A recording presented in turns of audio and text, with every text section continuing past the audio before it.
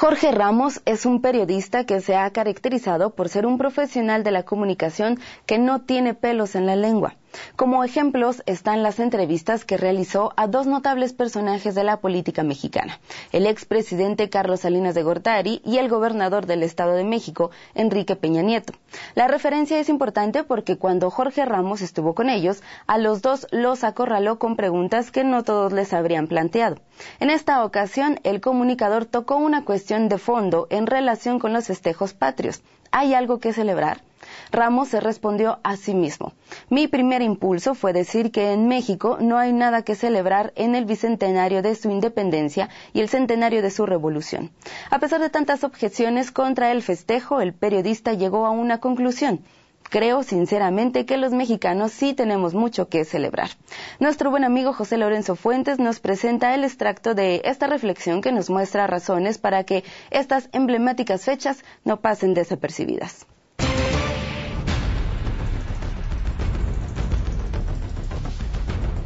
¿Hay algo que celebrar en el país?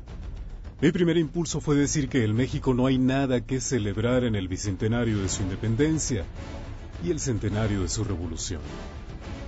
¿Cómo celebrar cuando han sido asesinadas 28,000 personas desde que Felipe Calderón llegó a la presidencia en diciembre de 2006? ¿Cómo celebrar cuando los narcotraficantes controlan muchas partes del país? ¿Cómo celebrar cuando acaban de asesinar a 72 migrantes centro y sudamericanos en Tamaulipas? ¿Cómo celebrar cuando la Comisión Nacional de Derechos Humanos dice que en México hay 2.500 secuestros por año? ¿Cómo celebrar cuando, del 2006 al 2008, la misma comisión reportó 48 millones de víctimas de delitos en un país con poco más de 100 millones de habitantes?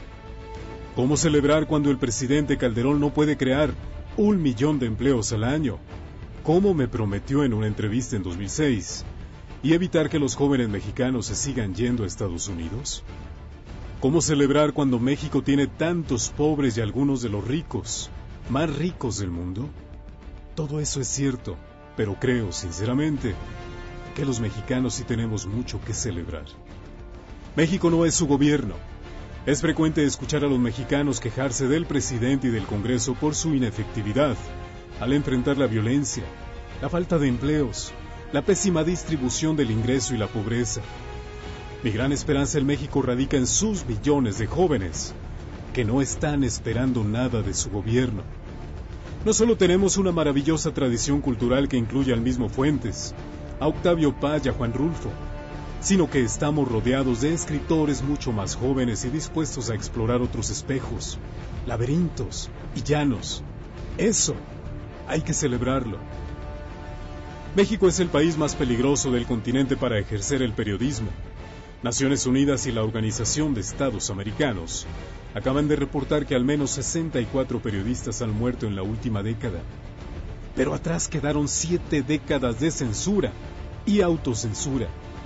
Soy uno de los millones de mexicanos que se fueron al norte, pero sé que Estados Unidos es un mejor país, más tolerante, más diverso, más fuerte, gracias a la presencia de tantos inmigrantes como nosotros.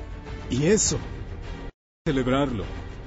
Desde aquí extraño todos los días la música, la comida, la geografía y los amigos que dejé hace más de 25 años y aplaudo, porque se lo merecen.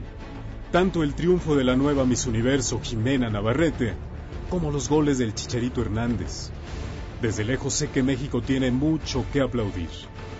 Entiendo que la violencia y la muerte marcan este bicentenario de México, pero Octavio Paz nos enseñó que la vida y la muerte siempre han convivido en la cultura mexicana. Cuando en las elecciones de 2000 terminaron 71 años de autoritarismo, celebré en el Zócalo jugando fútbol. Y este 15 de septiembre en la noche, pienso hacer exactamente lo mismo.